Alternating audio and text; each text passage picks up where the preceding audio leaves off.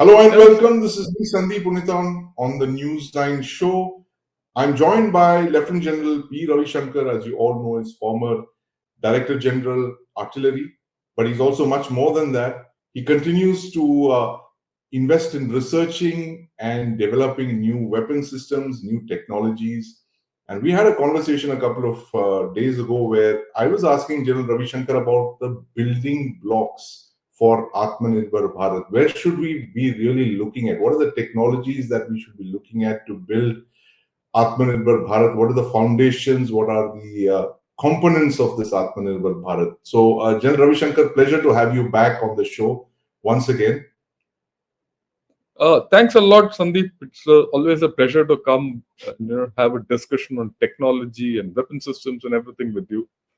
Of which You you yeah, are a practitioner and a researcher. You continue to invest time, energy, and resources in expanding the frontiers of our knowledge. And it's always a pleasure to talk to you. But without much ado, General Ravi Shankar, we were talking about the building blocks of Atmanirbhar Bharat, a self-reliant defense industrial complex. What are really the components that we really need to be looking at in the next 20 years or so? We get taken in by all the platforms. I think we have a very platform-centric approach when it comes to looking at defense self-sufficiency. But you're, of course, more evolved than just looking at the platforms. You're going into the nuts and bolts. So tell us, what are the dozen or so technologies, the 12 or so critical technologies that we should be looking at in the decades ahead? yeah, fine. What you said is right. Most of us, when we look at a particular weapon system, you're looking at the technology which drives that weapon system. But what we need is a set of technologies which are, you know, omnipresent or all encompassing. You need to get a handle on them. And when you get a handle on them, then you apply those technologies to various weapon systems to get what you want. So what I'll do is, this is something which I've had this thought process for the past 2 to 3 years, and I'll share it with you. Uh, right. These are the technologies which I say are not only for the next decade or two; they are for the century. Right. These technologies, namely quantum computing, AI, cyber technologies, communication and networking. Then you have space, additive manufacturing, semiconductors, Right. energy. When I say energy, it's battlefield energy and other renewables Yes. also. Then a new subject called synthetic biology, cloud memory, propulsion, and robotics and unmanned systems. Now, Right. So these there's are 12 of these technologies that you've identified. Yeah, these 12 are the basic foundational technologies. The thing about this is these are all, dual use technologies. Right. 100% they have application in the civil sector and in Right. the uh, military sector. That's the first thing. And the second thing is, it is just not that you need one technology. You need a handle on all these technologies. They're all Hmm. interconnected. And that is something which is very important to understand. I mean, let me explain this further and we can have a discussion after. Absolutely. I can't wait to ask you this, but the one thing that jumped out at me was synthetic biology. I've heard about synthetic biology, military applications of this as well. Could you, tell our viewers what exactly this means? Are you talking about man-made fibers that would be like, say, spider webs, inspired by natural, materials, or are you talking of using natural materials themselves to create dual-use technologies? Look, synthetic biology is the sunshine industry or the forefront of all your medical industry, Right, pharmaceuticals, right? To some extent, you will use natural, medicines and natural roots. When I say roots, roots of medicines, not typical roots, right? Natural mixtures and all that, compounds, all that. But Today, you're evolving into something which is completely synthetic, which means your ability to make complicated drugs is becoming better. And these drugs and these medications will be of tremendous value in the battlefield tomorrow, where you need to treat people and get them back into the battlefield. It is not only in the battlefield; it's in all domains of war. Whether you're at sea, whether you're in space, it's not necessarily only for war. For operational purposes, how you keep sickness down and keep people treated, I think, is tomorrow's industry. It might not be typical military, but it supports the military completely. Very interesting list that you've put together, itemized list. After synthetic biology, you have cloud memory. I mean, this is really Yeah. going to be one of the other building blocks when you're talking of machines generating so much of data and data storage and all of that. So, why is this a critical thing according to you? Why is it a critical building block? See, today we don't understand the sheet anchor of all your computing is cloud. Right. Tomorrow, when you get quantum, you're going to increase the speed of computation by, say, 10, 100 times, depending on what level you get. And then you're talking of AI. Everyone talks of AI. And then both, we know that AI and quantum put together need a lot of Yes. storage. If you Storage don't have capacity. AI, Yes. you can't. And then you Right. want to go into space and do additive manufacturing and all those semiconductors and all that. You need cloud. So if you don't need cloud memory in Right. big measure, right? Uh, you're out of the game. And to Right. build cloud memory, you need semiconductors. And Yes. for So both all of these, these are linked, Janashakar. The cloud memory, quantum computing, AI, semiconductors, all of these, and of course energy. But energy. energy has other applications as well. But these are literally all interlinked because you have quantum computing and then you have AI. Each one feeds off the other, and then cloud memory. One cannot exist without the other. Yes. So there's just no way you can ignore any of these in Right. actual, even for that matter, look at robotics. Even when you want to do robotics or unmanned systems, they have to be Yes. filled with a lot of AI, Right. right? If you need AI and that AI needs to function off somewhere, it's cloud. Right. So everything is rooted. And energy is not only a matter of just renewables and all that. What do you Yeah. need in the battlefield? Right. See, when you put all these systems into the battlefield, you need energy. How will they run? Yes. Absolutely. And in a Yeah. place like us in the high altitude, right? Yes. If you don't have energy, you are out of the game. I mean, since Your I've taken the systems issue won't of, function. uh, let me explain high altitude, right? Because how do these fit into the high altitude scenario? Okay, just look at it. What are these technologies for high altitude? You see what is required for battlefield transference, reach is range, right? What do you Yes. need for precision? You need networks, you need energy, you need mobility, and you need survivability. These are the Right. requirements in any high altitude thing. And you look along the horizontal. You're looking at battlefield transparency. Today, you need space, you need GIS. Then you need manned and unmanned systems. You need night vision sensors. You need AI, just to name a few. Others will also get kicked in, right? Similarly, if you go down the line, take energy. You need renewables. You need fuel cells. You need space-based systems. And probably tomorrow you look at mini nuclear reactors up there. Right. Right. So just across, so there's a huge connectivity. And I'll give you one more slide, and then you'll understand the thing. Just look at it. You have army, navy, air force, infantry, and all these. They are all the weapon systems and all that. Now you have all these, new technologies coming in. Now look at it. So you look. Sorry. Now look at it. You have you say, for example, you want to increase range. So you need a propulsion. You need propulsion technology. Once you have propulsion technology, you need navigation technology, right? You have navigation technology, then you need sensors. If you have sensor technology, you need precision because you need to be precise. Okay. If you have all this, then you need ISR. Whatever goes into ISR, and then you need networks for it. Then you need cyber, you need AI. Now, if you have a weapon system which has all this, and you come to the forefront of a weapon system, why keep it only with the artillery? Give it to the Navy and the Air Force Yes. also.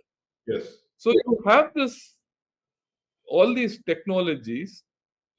So you have all these technologies which are interconnected and can go into various weapon systems in various forms, Right. right? So, and Uh, then you have communication and networking. Of course, that's like yeah, a basic, very basic which building I block. did explain to you, right? Yes. And which I did explain to you, communication and networking is the one which will put all these things together in battle, which is very important. Okay. So, okay, now that we have all this, we'll have to see how to get hold of them. Right. You can't. I mean, we have some, some we don't have. So, how do you get these technologies? What you have, fine, you have to adapt to other systems. What you don't have, you get either you import the technology, buy it off, get transfer of technology, or to collaborative development, etc., etc., etc., is the way forward to get hold of all these technologies, right? So that's what I would say is the overarching stuff as far as Atmanirbharta is concerned. Right. Okay, now let's move it ahead and let me take on your next question. Yeah. So, Jan Shakar, additive manufacturing is something else that you've added to that list of the dozen critical technologies. So, could you explain what additive manufacturing is and why is it so Ah, critical? additive manufacturing is popularly known as 3D printing. Right. What is 3D printing? I mean, let me get you the basic. In a normal part, which you take, say, you take a pen like this, Yeah. you make the handle, you make the nib, you make various parts, and then you put them all together. Right. But in additive printing, you don't do that. You print the whole thing out, layer by layer. Yes. You deposit metal Yes. or the material. I won't say metal, the material. The material could be plastic, it could be metal, it could be anything. You deposit layer by layer as per a diagram, as per a design. So the computer tells that how to, build. So you build complicated structures with additive manufacturing. Why Right. it's called additive is it adds layer to layer, Add layers to. layer to layer. Why it's 3D printing is it prints the whole thing in one go, three Yes. dimensional. So very small parts of complicated structures get built very easily through additive manufacturing. Right. Now, So typically, Jan Shankar, if a warship, for instance, if it is 2,000 kilometers away from a nearest repair base and it runs out of parts, for instance, so if you have additive manufacturing there, you can you print can do it. those components and start get going right away. Yeah, it is not only that, not only complicated components, it has the capability of welding together or forging together dissimilar metals, which Right. is a very important, which normally you can't do during normal forging processes and all. But with 3D, you can do all that. So, and you can build complicated structures which are essential, say, for example, your aircraft structures which you can't reach and things like that. Right. You can't put a nut and bolt in between Hmm. two aerofoils. So those you build, Right. everything. And that is important for your robotics and unmanned structures. Yes. Okay. And those are again, additive manufacturing is required for your space-based structures. So Right. everything is interconnected. And to Everything is make interlinked. and to make additive manufacturing a success, you need AI. Right. Your designs, because what you design, if it is driven by AI, then your design is perfect because the number of iterations you build and you check the design out, and you build to design or manufacture to design through additive manufacturing, right. and that would be a unmanned system or anything. And that design today is made by high-end computing systems. Tomorrow it will be Yes, made by quantum computing. right. Now to store all these designs, you need cloud memory. So I'm Yes. taking you through each one of them. Okay. Hmm. And these systems could be deployed in space. Right, And space is the toughest medium for us to exist. right. Of course. Okay. And to have a handle on all this, if you want to deploy something in space, you need communication.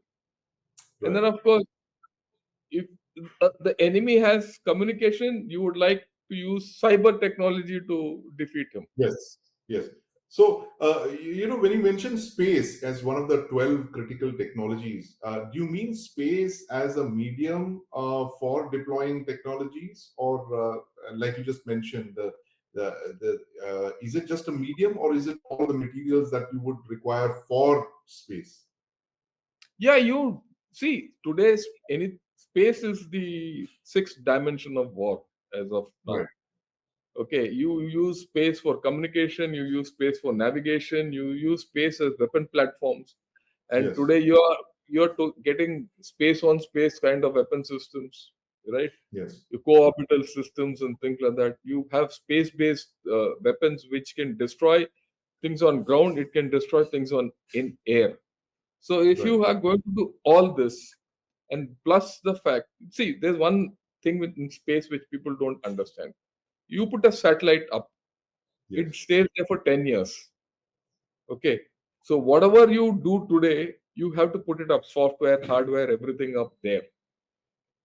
So it needs energy. That means you need some kind of energy for 10 years. Okay. Then the next thing is, how do you update the software and all that? And how do you make the hardware live for those 10 years? And if you can't, how do you maintain them? So one of the things people are looking at is, why don't you use co-orbital system? That is, you have a satellite up there, you launch another satellite which goes next to your satellite and repairs that satellite. Right. Right. Oh, if you want to do all that, you need the other technologies. Right. You want to upgrade.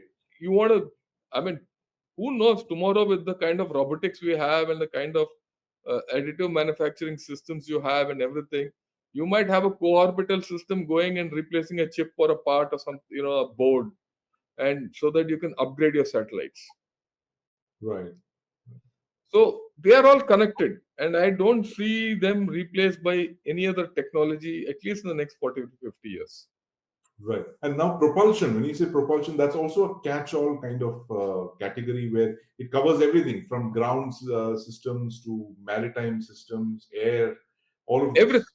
Yeah, yeah. You need propulsion for rockets, you need propulsion for vehicles, you need propulsion for Yes. ships, you need propulsion for aircraft, you need propulsion for spacecraft. Right. Everything. Okay. Uh, And Right. increasingly in this, the jet propulsion is taking over. Jet propulsion is taking over. It also includes electronic propulsion. Electric vehicles are also part of the story. So the moment you talk of electric vehicles and propulsion together, then you're looking at energy. Energy Right. technologies and EV technologies get connected. So, I mean, you look at these, I'll put this back again now that I've spoken a Yes. lot. Okay. Just see, all these technologies are interconnected. That's why I showed those three slides earlier, how you can convert these into high altitude weapon systems, and how each weapon system has different technologies, and how systems at large are interconnected, which can proliferate to all services, right? That's Right. how things are moving today, and we need to understand that. Right. So my next question then, of course, is Jan Shankar.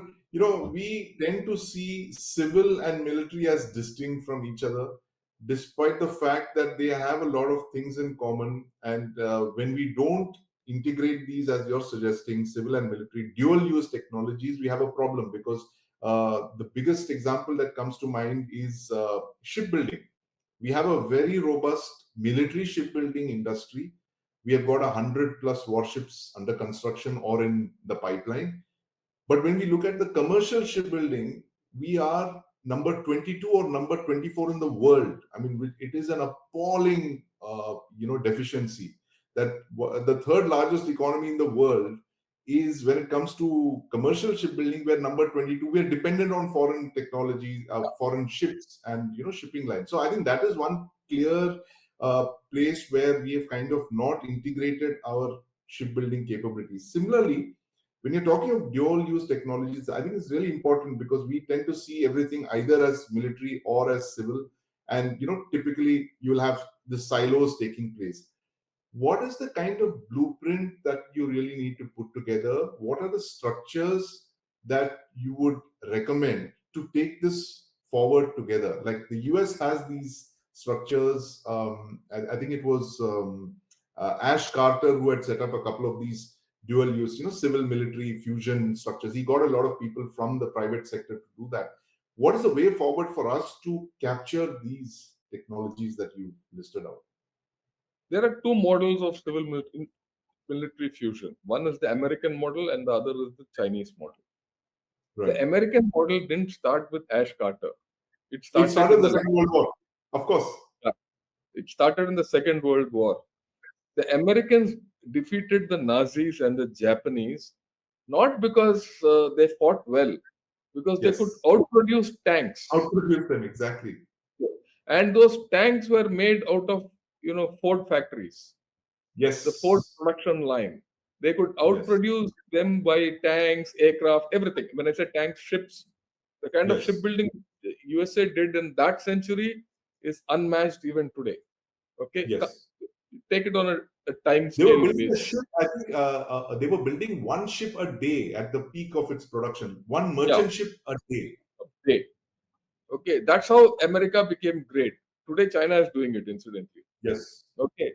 The Chinese model of civil military fusion is a later day model, and they've copied the Americans. They've said everything you make has to be first found use in the military side, and then once that is over, let's use it in civil. Look at Huawei. Huawei is started as a PLA supplier and moved to become a global supplier of communication systems. So complete amalgamation. So similarly, you have to do it. And the civil military structure in China is driven by Xi Jinping.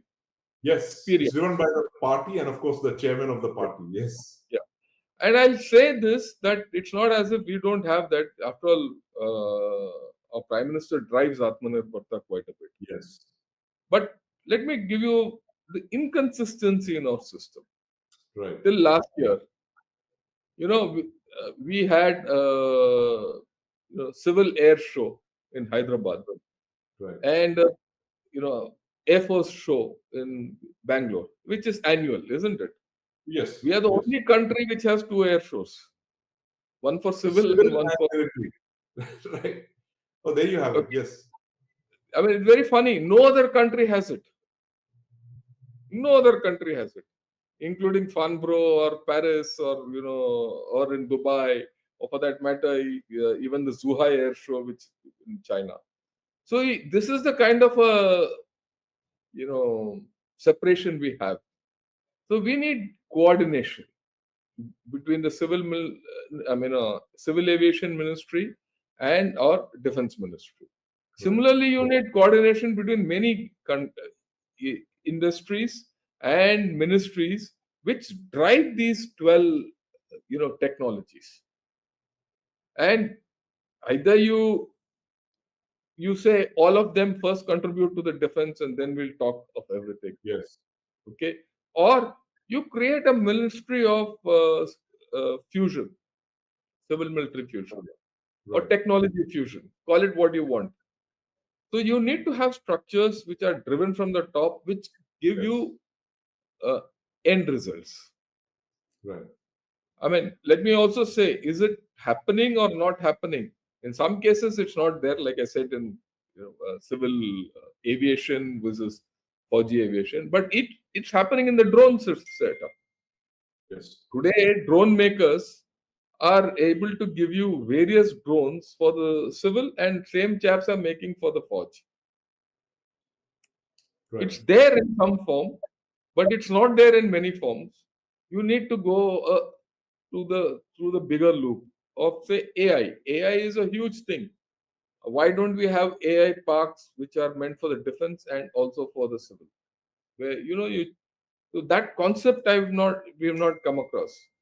Right. Um, energy is something which we have to use. Are we investing into energy? Are we investing into battlefield energy? For example, we are now looking at AIP technology for our submarines Yes. programs, which is great.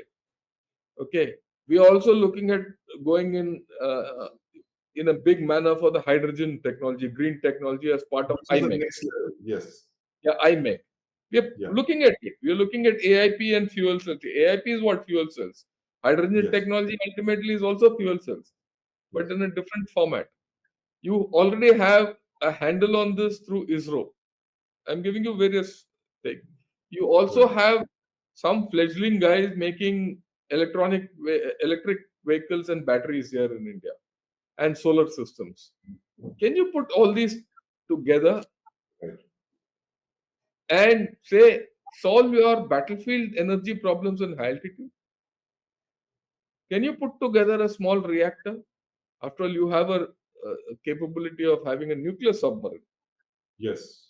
With Can a you put a compact 83 megawatt reactor. reactor? So can you put a small reactor in Leh? So that will, meet the requirements of the battlefield in a big manner uh, without any problems, and it reduces your logistics. See, today you're using fossil fuels. We've Yes. had scandals of water going up to Leh instead of K oil or petrol some years back, Yes. isn't it? Every drop of fossil fuel which you need in Leh comes from Chandigarh or down below. Yes. Yes. Or Just it's imagine flown the in kind by of logistics airport which have aircraft. to Yes. go, the kind of logistics which has to go up, and to take it up to the heights in Siachen, Right. and the transfers of this. You first take it from a refinery into Bowsers into underground tanks. You have to have a Yes. reserve up there, and that is then taken into barrels to another place. From those barrels you transfer it into jerry cans. From those jerry cans you put them in choppers or mules or trucks or all kinds of I have transport. actually seen this. I have actually seen this process, Jan Shankar. When post the Chinese deployment, we've seen these fuel farms with tens of thousands of liters of fuel, and it always struck me, why didn't we do what you just recommended? Create a compact nuclear reactors. The technology exists for it, and this is a classic case of why we need to actually pursue this thing of this ministry of civil military fusion, if you can call it that. What would be the architecture of this kind of a ministry? How would it be staffed? It would obviously have to have a lot of technocrats. It would have to have a lot of military, personnel. Would it report into, say, the PMO? Would it be, have laterals into the Chief of Defense Staff's office, for instance? How would you recommend this structure? I think firstly, this ministry should be tasked to come out with some tangible outcomes.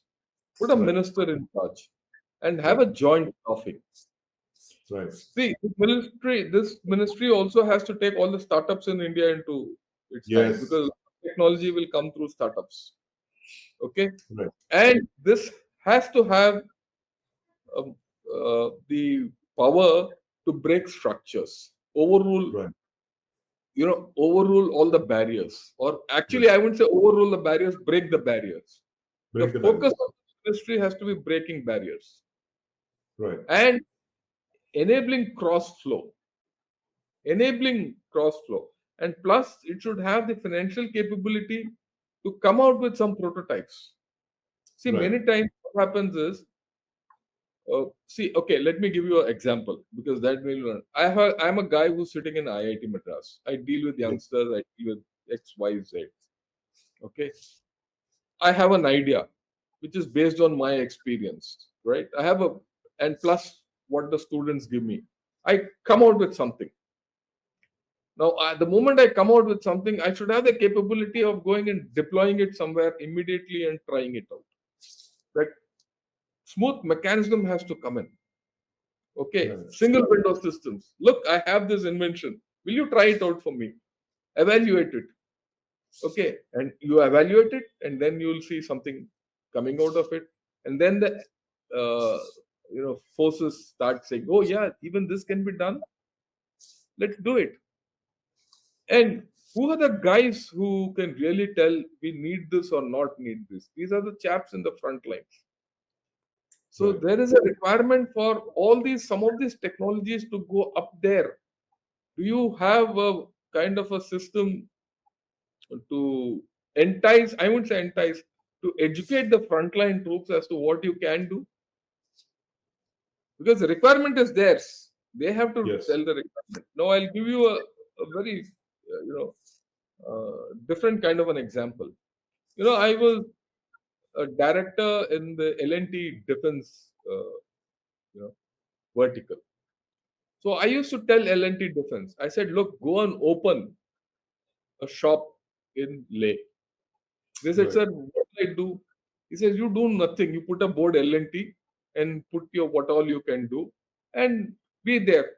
And any parts of L&T weapon systems which are there, you should be able to provide them, even if it's free of cost. They said, what will it do? I told them, look, it'll do a lot because people will start visiting you. They'll understand you. They'll give you their requirements. The moment they start giving you their requirements, then you work and produce new weapon systems for them. And Right. then you Right. take and showcase your technologies. You can Yes. showcase what you're doing so that the people on ground in the front lines see what you have. Right. And I got this idea from US. I went once to Fort Sill. Right. In Fort Sill, as I was entering Fort Sill, that Fort Sill is their artillery school, like School of Artillery here, which is right. As I was entering Fort Sill, on the left I saw a building with a huge board, Raytheon. It Right. just caught my eye and went. So 2 days later, when I went again, I was to meet the commandant for dinner. So he had invited me to his house. So at this time at night, when I saw a beautiful neon light, the same Raytheon building. So it caught my attention, and I went and asked him that night. I said, "Why is this building here?" He says he's the chap who sources all spares for us. Right. So we want a spare, we tell him, look, this is the spare. Next day it is delivered to me in my garage. Okay. Second, whatever Raytheon is doing, or we can go and have a look at it. Raytheon has a small museum out there and a Yes. show display case where all their technologies, everything is there. The moment I Yeah. see that, I say, look, for that place I need this, and then my requirement starts. So I think Right. we need to have, go to the frontline people, and Well, and you need to get industry in the front lines itself. And yeah, industry. this structure you were saying, Jan Shankar, this ministry, would it be how is it done in other countries? Firstly, in the United States, in China, do they have a separate ministry to drive civil military fusion? No, they don't have it because they don't have it in that form. But if you go back into time for USA, they had the Department of Defense driving it Yes. in the Second Yes. World War, and from Right. that came their defense industrial, complex. Yes. Okay. After all, that's the biggest complex, and today that drives the civil industry also. Boeing does both. Boeing does aircraft for the Yes. civil and for the thing. Today, that entire thing has gone into the industry. Into the industry, which is the private sector generally. Yeah. Industrial complex. Right. Okay. So they are an evolved system. Whereas in China, they have not a ministry, they have a committee which does civil military fusion. And that committee Right. is headed by Xi Jinping. and the Yes. number 2 is the premier, Li Qiang. And Right. under that, they have all people, and there they have a system where mandatorily regional commands interact with provinces, and those Right. regional commands interact with provinces for everything. And it is not only for weapons, equipment, and all that, it is also for logistics, it is also for their mobilization. Right. So it's really critical then to, without a civil military fusion organization or a ministry or a structure like this, you cannot achieve the kind of economies of scale that you're indicating. And it's No, we absolutely can't. critical for us. No, we In can't. You see, the issue with in what's happening in India is that we think civil military fusion is an alternate for procurement or speeding up procurement. right, right, And this felt need is felt to a large extent in the army, but it is not going out. It's the industry is not into it the way it is elsewhere, because the industry has to be driven. Let right. me be And very so it has to be. It's actually technology development because you are actually yeah, talking of technology development rather than just acquiring platforms. So that's why yeah, this is more I- critical. yeah. And you hit it on the nail on the head. And our DRDO doesn't develop technology. These Right. technologies DRDO is not developing. They are developing, I will say, not say that. But are they developing at speed and scale? No. Okay. So this has to be driven by the political setup. Right. That's right. Our, our political hierarchy needs to understand that driving civil military fusion is not for the military. It's not a military need, it's a national need. The national need. Absolutely. Yes. Again, I go back to the the example of Huawei. Right. Huawei started off as a PLA supplier, Yes. okay, for basic communication stuff, for their communications. Then they were told, look, you invest, we'll invest, you branch out. So then they said, okay, then they started developing better communication systems. And then they started competing with international communication systems. We know that whole saga. Yes, of course. Okay. And those international systems are now back into PLA. So they started with PLA, went into the civil, grew the civil, became international players with a worldwide footprint, made money, and invested their uh, back into R&D to give the best systems to PLA. So it's a circle. It's a circle, and like you correctly mentioned, General Shankar, there's no way you can proceed and build these technologies without actually, creating the structure or the structures. But last question, General Shankar, uh, should the DRDO not be tasked with capturing all of these technologies, developing it, working out the civil military fusion thing? Because there is always this criticism that the DRDO is, developing weapon systems that any commercial company can do today. I mean, why, for instance, is the DRDO making small arms? That is a capability that exists in the private sector. There are, ordnance factories, the AWIL that can do it. Why are they making uniforms? Those kind of things that the any other industry could do. Could this be a core competence that the DRDO needs to develop? That instead of creating another ministry, for instance, could the DRDO not be tasked with doing civil military fusion? Look, DRDO started with this. The original mandate was this. The original Right. mandate was get technology from out and put it into the, but they have not delivered. Right. Now, if you reinforce Oh, DRDO, they have delivered on some very critical no, I'm not, strategic no, systems. They've no, no. delivered. I Yes. mean, okay, let me correct myself. They've delivered on certain systems. Definitely, Yes. they've delivered. It's not that they do not. But have they delivered it at speed and scale the way we want it? Right. No. For every delivery of theirs, there are 5 to 10 failures, Right. which have not gone ahead. Okay. Uh, and they have virtually no presence in, Indian Air Force or Navy and things like that. Army, they have done a lot. Land forces, they've done a lot. But what about all three? What about space? Yes. Right? So there are and they have fantastic capabilities for space. their missile is all space. Yeah? I mean, missile Yes. technology and space technology is the same, right? So, can you? Why are they not in charge of making defense satellites, right? Right. Why should we have to go to ISRO? So, they don't have this culture. Right. Now, Right. this system which doesn't have the culture of thinking horizontally, and Right. it can only think in a silo. How will it get you civil military fusion? You need fresh thinking. You need fresh thinking, and you obviously need Okay. a So if you new go approach. into DRDO for civil military fusion, then you might be ending up reinforcing failure Hmm. because they've not been good at civil military fusion. Okay. In fact, to a large extent, it, you know, they have not enabled it at all. So you need to have a new structure. You have to think afresh.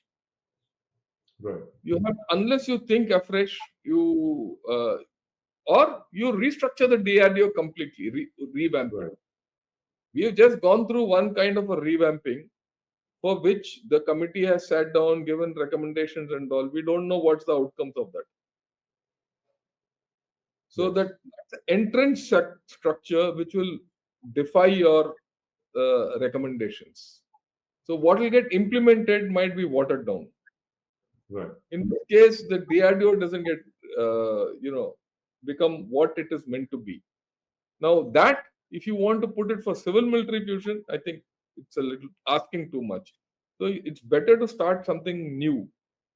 That's the way I look at it. Something new, but but these are absolutely critical technologies that without which you cannot be Atmanirbhar in any sense of the word, and certainly not in the new and emerging technologies as you Yeah. mentioned in the And future. what's more is you have the capability. You have the talent to make these technologies. What is missing is the your drive to say, okay, do this for me. I need this. Okay. And you have to invest in it and you have to have patience. Right. See, all these technologies have not developed overnight. They have developed over a horizon of at least a decade. It Yes. takes that time. You invest in it today, within a 5 to 10 years, you will be up to it in all these technologies. You don't invest in it today, Yes. not Atmanirbhar. You're not Atmanirbhar. But anyway, that's really inspiring. It's very enlightening, General Shankar. It's always a pleasure to be talking to you. So you heard it from General Ravi Shankar, the 12 key technologies, the areas, the fields that India should be really investing in if it has to become truly Atmanirbhar, and not just catching up with technology, but being apace with technology and even leading in certain areas. But those are the technologies. And you also heard the structures that need to be created or refurbished, existing structures that need to be reworked to enable those technologies to be captured, to be exploited for both civil and military. And I think, Jan Shankar, and this is one reason I always turn to you for a good conversation and advice and insights, is the fact that civil military fusion is something that we don't talk about adequately, and literally that is the only way forward when you're looking at becoming Atmanirbhar, self-sufficient in defense technologies of the 21st century. Thank you very much, General Ravi Shankar. Always a pleasure to talk to you. Thanks a lot.